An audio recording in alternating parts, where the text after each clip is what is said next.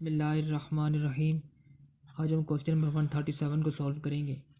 137 question में हमसे क्या पूछा गया, in term of constant A B C D for a short transmission line which of the following is valid.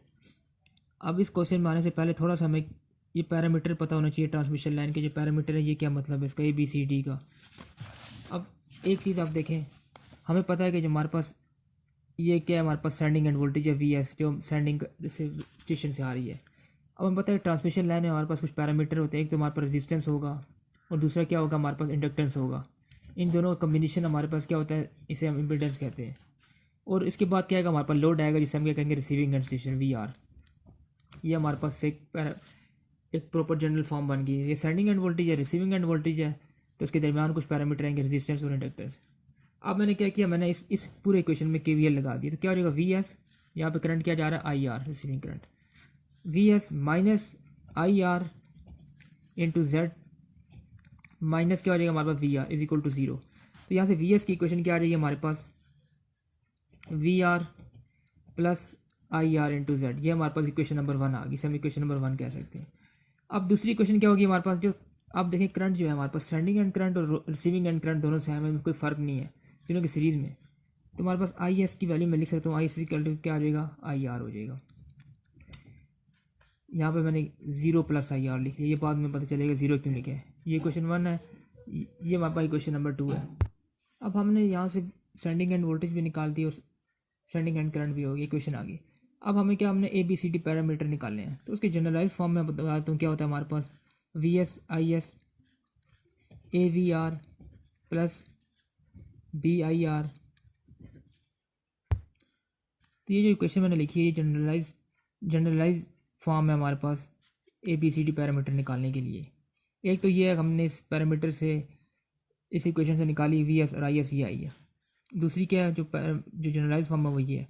अब हमने क्या करना है, हमने A B C D parameter निकालने हैं इस ट्रांसमिशन लाइन के। तो वो किस तरह होगा, सिंपल क्या करना है, हमने कंपेयर करना है इक्वेशन 1 को और इक्वेशन इन सब को कंपेयर करना। अब देखें वी एस के साथ यहाँ पे क्या, V R plus I R into Z है, यहाँ पे क्या, वी एस के साथ A V R plus B I R. मतलब क्या हुआ, जो वी आर के कोफिशिएंट है वो हमारे पास वैल्यू आ जाएगी। अब यहाँ पे वी आर के कोफिशिएंट क्या है, ए है हमारे पास, इसका मतलब क्या है, वी आर का यहाँ पे कोफिशिएंट क्या है हमारे पास, 1 है, तो ए की वैल्यू हमारे पास क्या आ गई, सिंपल 1 आ गई। इसी तरह अब बी का देखें, क्या हमारे पास आई आर का कोफिशिएंट यहाँ पे क्या है, बी है, इसका मतलब है यहाँ पे आई आर का कोफिशिएंट क्या है, जेड है, तो ये कंपेयर हो जाएगा आपस में। तो बी की वैल्यू क्या आ जाएगी हमारे पास, जेड आ जाएगी। ठीक है, इसके बाद क्या होगा, देखें आई एस को कंपेयर करना है, वी आर का कोफिशिएंट यहाँ पे क्या हमारे पास, सी है, तो यहाँ पे कुछ भी नहीं, यहाँ पे क्या आ जाएगा, जीरो हो जाएगा। तो सी की वैल्यू क्या आ जाएगी, यहाँ पे जीरो हो जाएगी, सी की वैल्यू क्या आ गई, जीरो आ गई। अब देखें आई आर है हमारे पास, आई आर का कोफिशिएंट यहाँ पे क्या है, डी है, तो यहाँ पे आई आर का कोफिशिएंट क्या है, 1 है, तो इसका मतलब क्या होगा, डी की वैल्यू क्या है हमारे पास, 1 आ गई, डी की वैल्यू 1 आ गई। अब इस इक्वेशन से आप देख लें, हमारे पास क्या, A is equal to D is equal to 1 है, ये इक्वल है आपस में, और सी इज इक्वल टू 0 है, और डी और B is equal to Z है। अब ये समझने के बाद सारा हमने अब क्वेश्चन में आना, देखते हैं क्या कंपेयर हो रहा है। तो 137 क्वेश्चन में हमारे पास क्या चीज़ आंसर ठीक है, सी इज इक्वल टू 0, अभी हमने कंपेयर भी किया है। देखें एक सी की वैल्यू क्या आ रही है, 0 आ रही है। हमने पूरा जो सॉल्व किया है इसका मकसद ये था कि हमारे पास जो एंड में इक्वेशन आ जाए, तो सी की वैल्यू 0 ये हमारे पास वैलिड है। तो ये देखें सी की वैल्यू 0 ये हमारे पास वैलिड है, इसका आंसर क्या हो जाएगा, डी हो जाएगा। इसी तरह 145 में भी यही है, which of the following relationship is not valid for short transmission line, B is equal to C is equal to Z, ये वैलिड नहीं है। क्यों नहीं है, अभी देखें हमने जो किया है उसमें हमारे पास क्या चीज़ इक्वल है, ए और डी इक्वल है, बी और सी इक्वल नहीं है। देखें बी और सी की वैल्यू इक्वल नहीं है, बी की वैल्यू जेड है, सी की वैल्यू 0 है। जब यहाँ पे क्या दे रखा है, बी इज इक्वल टू सी, ये 0, ये जेड, ये आपस में इक्वल है, तो इसका मतलब क्या होगा, 145 का ये हमारे पास वैलिड नहीं है इसमें। इसी तरह 169 क्वेश्चन है, in the analysis of short transmission line which of the following is neglected. हमारे पास निगलेक्ट क्या होगा, शंट एडमिटेंस जो है वो हमारे पास निगलेक्ट हो जाएगा। तो शॉर्ट ट्रांसमिशन लाइन में हमारे पास वोल्टेज जो है थोड़ी सी कम होती है, तो वोल्टेज कम होगी तो हम जो है कैपेसिटेंस का इफेक्ट जो है निगलेक्ट कर देंगे, तो इसलिए इसमें ये आंसर क्या हो जाएगा, बी आ जाएगा इसका आंसर। इसी तरह क्वेश्चन नंबर 127 को हम सॉल्व करेंगे। 127 में 10 MVA पावर दे रखी है हमें, और पावर फैक्टर भी इतना दे रखा है। हमें उससे पूछा क्या था, reactive power produce will be. अब हमें पता है कि पावर के हमारे पास 3 टाइप्स होती हैं, एक तो हमारे पास टोटल पावर, एक्टिव पावर और रिएक्टिव पावर। इस क्वेश्चन को सिंपल हम किस ट्राइंगल से करेंगे, राइट एंगल ट्राइंगल से। तो जो हमारे पास जो ये जो लाइन है इसे हाइपोटेन्यूज कहते हैं। ये हमारे पास क्या होती है, टोटल पावर इसे कहते हैं, टोटल पावर। तो हमारे पास ये जो है इसे हम अपेरेंट पावर कहेंगे। ये हमारे पास पेरेंट पावर है। ये हमारे पास कौन सी पावर होती है, एक्टिव पावर होती है, एक्टिव पावर। और ये हमारे पास क्या है, रिएक्टिव पावर है। अब हमें क्वेश्चन में हमें टोटल पावर दे रखा है, अपेरेंट पावर जो है 10 MVA, ये अपेरेंट पावर है। तो 10 MVA हमें यहाँ पे गिवन है, 10 MVA। हमसे पूछा क्या गया, रिएक्टिव पावर पूछा गई है। और दूसरा क्या है, हमें पावर फैक्टर ही बता रहा है, पावर फैक्टर 0.866। तो पावर फैक्टर का हमें पता है, पावर फैक्टर किसे कहते हैं, कॉस थीटा, इसे पावर फैक्टर कहते हैं, कॉस थीटा। कॉस थीटा भी 0.866 है हमारे पास। अब इस ट्राइंगल को हमने समझना है, तो हमें पता है कॉस थीटा जो है इसकी वैल्यू क्या होती है, बेस और हाइपोटेन्यूज। बेस हमारे पास क्या एक्टिव पावर है, यह मैंने गिवन। और हाइपोटेन्यूज क्या हमारे पास, अपेरेंट पावर। अपेरेंट पावर हमारे पास गिवन है क्या, 10 MVA। तो यहाँ से हमारे पास एक्टिव पावर आ जाएगी। एक्टिव पावर क्या आ जाएगी, 10 MVA into cos theta. Cos theta की वैल्यू क्या है हमारे पास, 0.866, 0.866।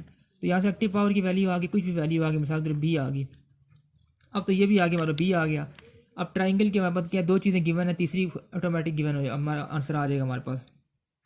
किस तरह होता है, हाइपोटेन्यूज का square is equal to base का स्केयर प्लस परपेंडिकुलर का स्केयर। तो यहाँ वैल्यू पुट कर देंगे हम, ये वैल्यू भी गिवन है, हमें पता है, और ये भी है। तो तीसरी चीज़ खुद ब खुद आ जाएगी हमारे पास। इसी तरह क्वेश्चन नंबर 109 हमारे से आइसोलेटर के मुतालिक पूछा है। Isolator are used to disconnect a circuit when there is no current in the line. अभी देखें, जो ट्रांसमिशन लाइन हमारे पास एक जा रही है, अब पता है कि ट्रांसमिशन लाइन में हमारे पास क्या होगा, इंडक्टेंस भी बनता है एक किस्म का। हमारे पास इंडक्टेंस भी है, कुछ एनर्जी स्टोर भी हो जाती है। ये ट्रांसमिशन लाइन क्या हमारे पास टावर से जुड़ी हुई है। अब क्या होगा, ट्रांसमिशन लाइन में कुछ फॉल्ट आ गया इस लाइन में, तो हमें पता है इंडक्टेंस की प्रॉपर्टी क्या होती है, एक ये कि अपने अंदर एक एनर्जी स्टोर कर लेती है। इसने एनर्जी स्टोर की, अब कोई फॉल्ट आ गया हमारे पास, अब क्या होगा, अब फॉल्ट आएगा, इसने इतनी एनर्जी स्टोर की हुई है, तो क्या होगी, एनर्जी डिस्चार्ज करेगी इस जगह। तो यहाँ पे डिस्चार्ज जब एनर्जी को करेगी ये, तो यहाँ पे क्या होगा, हमारे पास एक आर्क प्रोड्यूस हो जाएगा। अब आर्क प्रोड्यूस होगा तो आइसोलेटर में इतनी पावर नहीं होती कि वो ये जो आर्क है हमारे पास इसको रिमूव कर सके। तो इसलिए आइसोलेटर हम हमेशा उस टाइम यूज़ करेंगे जब लाइन में करंट नहीं जा रहा होगा। अगर करंट जा रहा है तो हमारे पास सर्किट ब्रेकर को हम यूज़ करते हैं। इसलिए जब लाइन में कोई करंट नहीं है तो हम आइसोलेटर को यूज़ करेंगे। इस केस में क्या होगा, लाइन आर्क प्रोड्यूस हो जाएगी। जब आर्क प्रोड्यूस हो जाएगी तो आइसोलेटर में इतनी कैपेसिटी नहीं होती कि वो इस आर्क को रिमूव कर सके। तो इसलिए there is no current in the line. जब करंट लाइन में नहीं होगा तो हम आइसोलेटर को यूज़ करेंगे। इसी तरह 116 में क्या है, current rating is not necessary in case of. Isolator में करंट रेटिंग की कोई ज़रूरत नहीं है, क्योंकि करंट जाएगा नहीं लाइन में, तभी तो हम आइसोलेटर को यूज़ करेंगे। इसी तरह 117 में हमें सीक्वेंस पूछा है, which of the following correctly represent the sequence of operation of isolator circuit and earthing switch validity. अब देखिए, पहला जो सीक्वेंस क्या होगा हमारे पास, सबसे पहले हम क्या करेंगे, सर्किट ब्रेकर को ओपन करेंगे। सर्किट ब्रेकर, ये सर्किट ब्रेकर है किस्म का सर्किट ब्रेकर। अब इसको ओपन कर दिया हमने, उसके बाद क्या होगा, हमारे पास आइसोलेटर होगा। सर्किट ब्रेकर को ओपन कर दिया, मतलब क्या होगा, अब करंट आगे नहीं जा रहा, अब करंट कोई आगे नहीं जा रहा, तो तब इधर क्या होगा, हम आइसोलेटर को ओपन कर देंगे। लेकिन अब यूँ नहीं कर सकते, ये आइसोलेटर हमारे पास ये लगा हुआ है, लाइन में करंट जा रहा है, हम आइसोलेटर को ओपन कर दें, ये आइसोलेटर एक किस्म का, आइसोलेटर को ओपन कर दें, यूँ गलत है। क्यों गलत है, क्योंकि आइसोलेटर में इतनी पावर नहीं होती। अभी हमने सीखा है कि जो इंडक्टेंस की वजह से कुछ एनर्जी स्टोर हो जाती है, वो स्टोर एनर्जी क्या होगी, यहाँ पर डिस्चार्ज होगी, तो यहाँ पे एक आर्क प्रोड्यूस हो जाएगी। तो आइसोलेटर में इतनी वो कैपेसिटी नहीं है कि इसको रिमूव कर ले, इसलिए तो ये हमारे पास गलत होगा। सबसे पहले क्या होगा, हमारे पास सर्किट ब्रेकर ओपन होगा।